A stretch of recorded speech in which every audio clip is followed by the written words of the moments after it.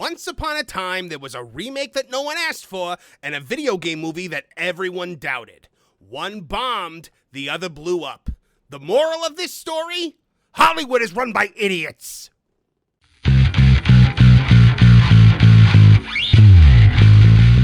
Hello, I'm Marvin, and I'm the Movie Monster, and today we're digging into a tale of two very different kingdoms.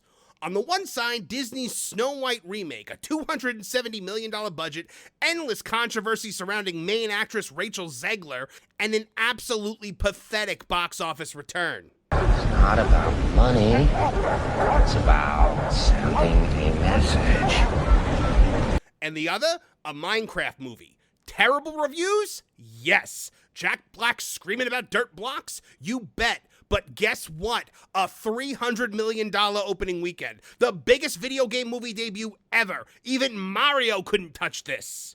All I do is win, win, win, no matter what. Got money on my mind. But here's the kicker. Snow White didn't just lose to Minecraft. It fell behind a Fathom Event. Yup. The Chosen Last Summer Part 2 beat it. We're talking a limited-run Bible show taking third place while Snow's over here whispering someday my prince will come with box office receipts. It's all there, black and white, clear as crystal. You get nothing. You lose. Good day, sir. This is a generational shift here, folks. Young people turned up for Minecraft because it's their IP. It's their thing. It's fun, it's chaotic, it's them. Meanwhile, Disney took a beloved classic, rewrote it for an audience that didn't want it, and then acted shocked when no one showed up. Fools! Idiots! Imbeciles! Sound familiar? Yup. It's Barbie versus the woke Little Mermaid all over again. Give young people stories that they respect and they already love, and they'll blow the doors off the theaters. Co-op something they don't care about? You'll be lucky to crack the top 5. Are we finally seeing the end of Disney's remake empire? Find out today on Tooney Town TV. All right, guys, Minecraft movie blows up the box office while Snow White falls to 4th place. The modern audience has just sent Hollywood a message. Now, this, of course, comes to us from That Park Place, the website that if you're not bookmarked to it, well, then what are you waiting for, folks? There you go. I changed up Pro's little, commercial message for That Park Place. Made it my own, That's what we're repurposing around here. All right, guys, repurposing. But if you're not already checking out That Park Place, I got to let you know, the editor-in-chief, he's a pretty good friend of mine. In fact, I'm very close to him. You might say I'm him. He's me. Marvin the Movie Monster, Marvin Montanero. I am the editor-in-chief of That Park Place. So come on down, read the news from me every single day over on thatparkplace.com, and then come over here to Tooney Town TV to hear my opinions on it. So let's get into this, guys, because this is a really interesting study in this box office here. Now, the box office results from Minecraft and Disney's Snow White could not be more different and more telling. A Minecraft movie didn't just win the weekend. It blew the box office wide open and sent Hollywood a clear message about IPs and the so-called modern audience. With a jaw-dropping $157 million domestic opening, $300 million worldwide, Warner Brothers and Legendary now hold the record for the biggest video game movie debut of all time. And this overtook the Super Mario Brothers movie. The film also gave the entire domestic box office a desperately needed jolt, skyrocketing the weekend totals by 154% compared to last week, where the newest thing was Snow White in its second weekend, and it got beat by A Working Man, which is a Jason Statham modest budget action flick that trounced Snow White now 2 weeks in a row, because Snow White is not even number 2. It's not even number 3, guys. It fell out of the top 3 in its 3rd week. Meanwhile, over in the Kingdom of Crumbling Crowns, Disney's Snow White dropped like an enchanted apple, falling to 4th place behind The Chosen Last Supper Part 2, a Fathom Event faith-based release. It's a staggering defeat for what was once considered the cornerstone of Disney's fairy tale empire. So now here's the numbers. Minecraft movie. This is all domestic, by the way. $157 million. Now, let's be clear. Snow White didn't just lose to a blockbuster. It lost to a faith-based series and limited release and a Jason Statham mid-budget thriller in its second weekend.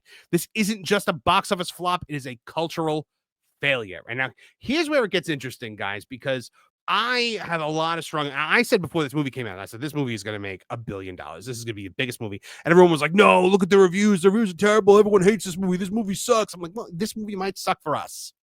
But Gen Z just crowned their own IP. loath as I am to say anything nice about Gen Z because they irritate the crap out of me. Look, this is their movie, guys. This is key jangling, which is the thing that they like the most. You know, jangle some keys in front of them and they'll go, woo-hoo-hoo-hoo-hoo. And they did. They would dance it in the aisles, apparently, literally dancing in the aisles. Gay! Now, the success of Minecraft proves that younger audiences will show up, but only for content that was made with them in mind and IPs that actually resonate with them. This wasn't a nostalgia trip or a lecture about modern values wrapped in fairy tale packaging. It was an unapologetic Gen Z power play. Just like Barbie captured that female audience with a franchise that they grew up loving, Minecraft landed with boys and young men who have lived in a pixelated world for over a decade. In fact, 43% of the audience was aged 18 to 24.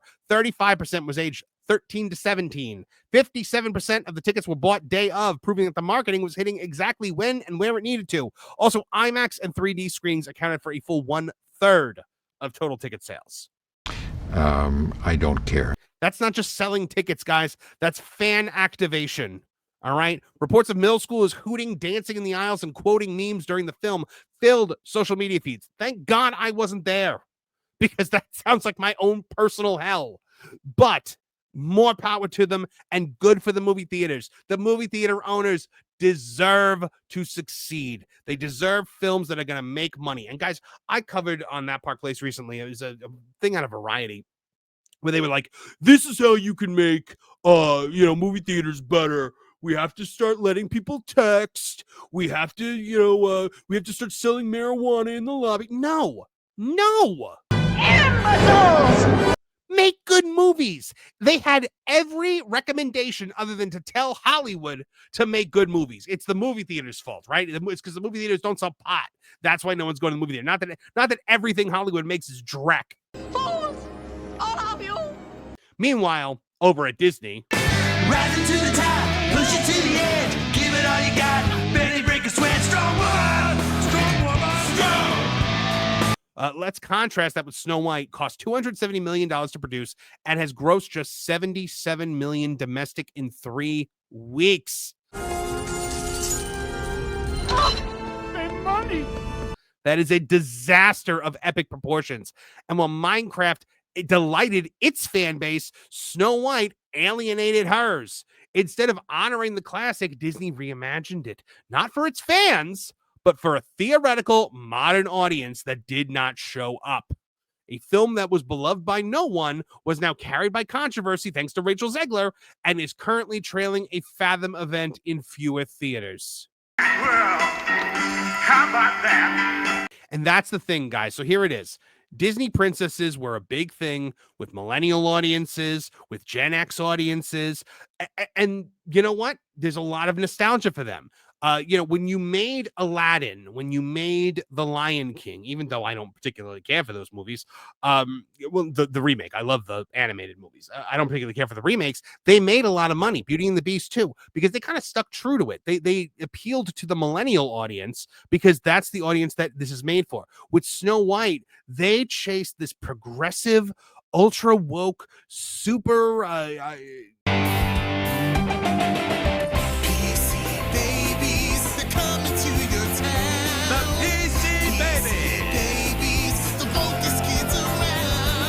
And they didn't want this.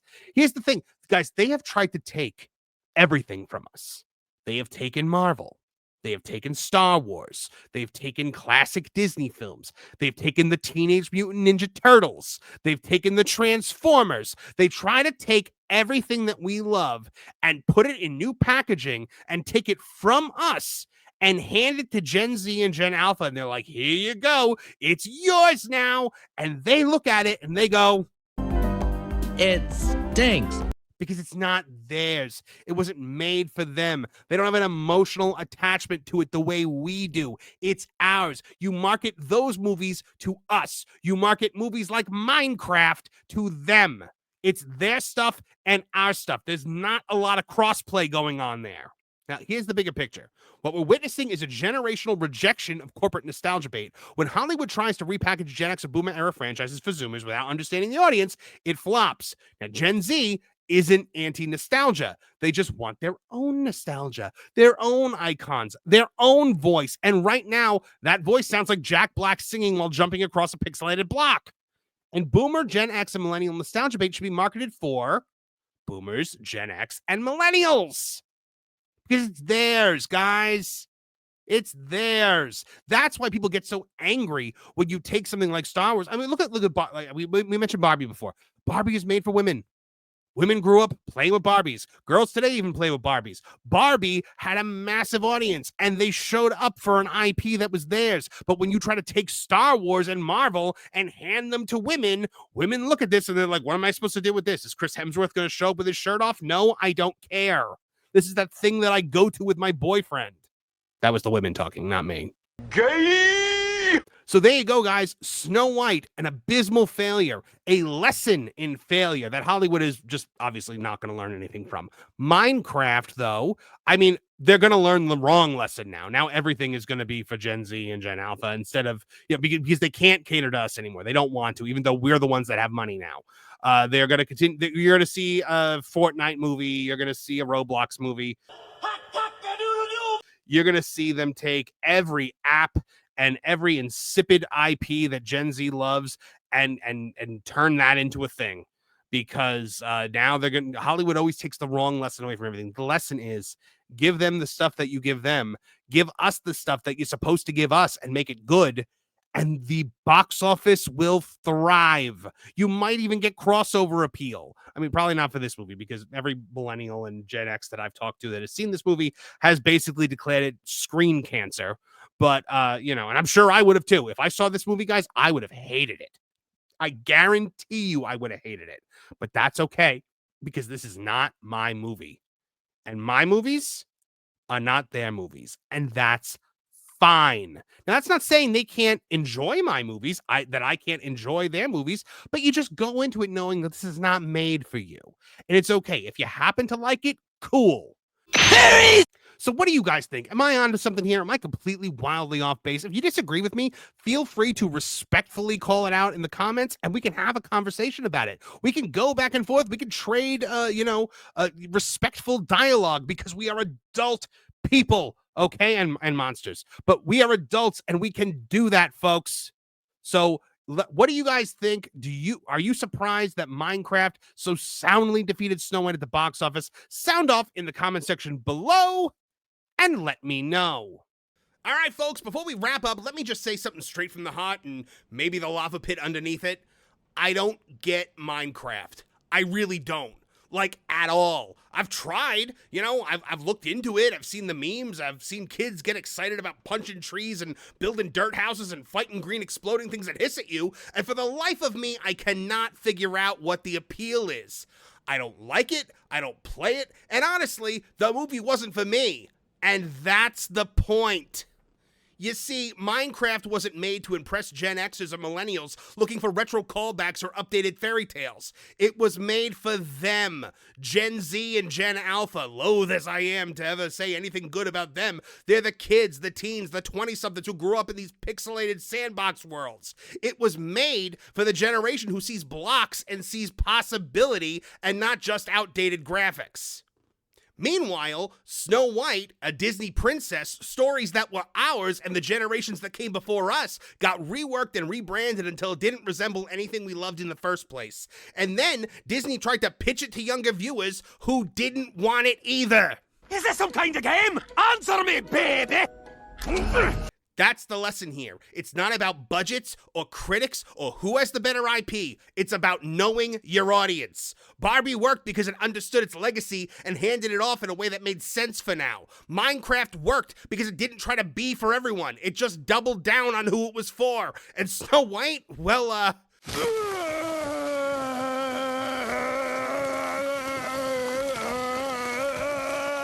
So maybe the takeaway isn't what's wrong with Minecraft or what happened to Disney. Maybe it's this.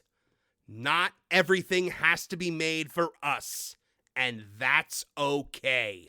But stop trying to take the things that were made for us and give them to someone else who doesn't want them. Thanks for joining us today, and a special thanks goes out to our Tooney Town TV channel members. You guys are the heart and soul of this channel, and for that, we thank you with exclusive content like Crime and Punishment, our true crime podcast hosted by myself and Trish, and our members-only live stream on Mondays at 3 p.m. EST. So if you are not a member of the Tooney Town TV channel, join today. Oh, and make sure you're joining us Thursday nights live at 8 p.m. EST for Tooney Talk TV, our live stream pop culture podcast where you can interact with me directly and make your voices heard as a part of the Tooney Town community. If you liked what you saw here today, please like, share, and subscribe. Click that bell icon to get notified of new videos as they drop. From all of us here at the Tooney Town channels, I'm Marvin the Movie Monster. Now get out of here!